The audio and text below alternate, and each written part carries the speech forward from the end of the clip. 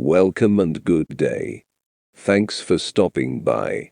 Following you will hear 20 quotes from one of the most gifted and talented men who ever lived, Mr. Galileo Galilei. Please subscribe to this channel.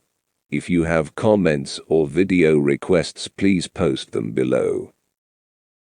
In questions of science, the authority of 1,000 is not worth the humble reasoning of a single individual.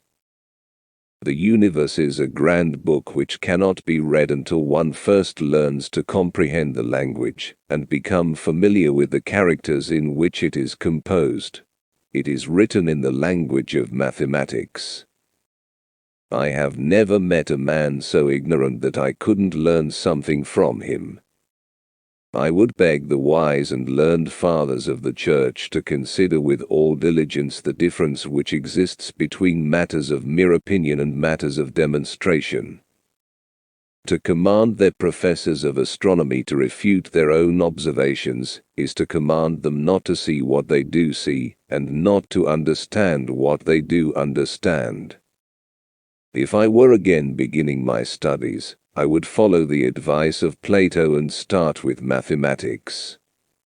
The doctrine that the earth is neither the center of the universe nor immovable, but moves even with a daily rotation, is absurd, and both philosophically and theologically false, and at the least an error of faith.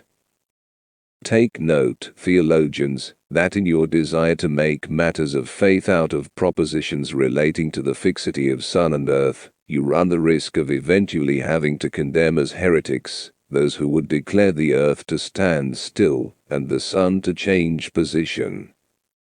It vexes me when they would constrain science by the authority of the scriptures, and yet do not consider themselves bound to answer reason and experiment.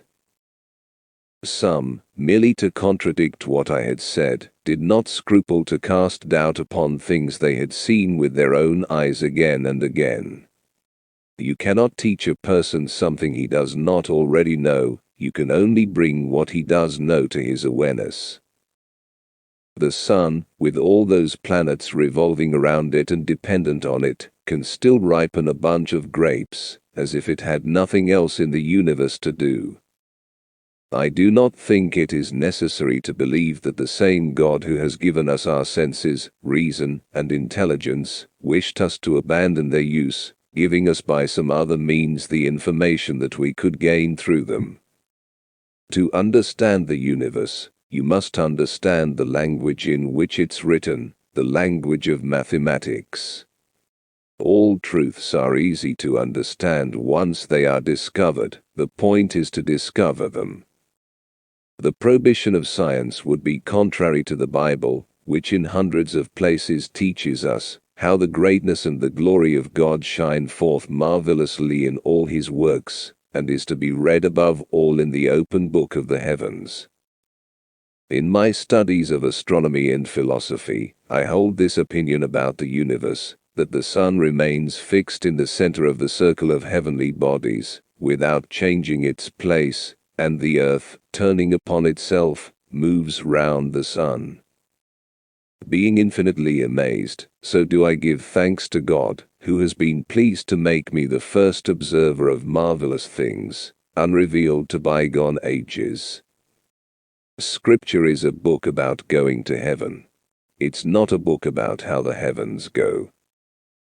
I abjure with a sincere heart and unfeigned faith, I curse and detest the said errors and heresies, and generally all and every error and sect, contrary to the Holy Catholic Church. Thanks for dropping by. Please subscribe to this channel and feel free to leave comments and requests below. Check back in now and again too. Good day.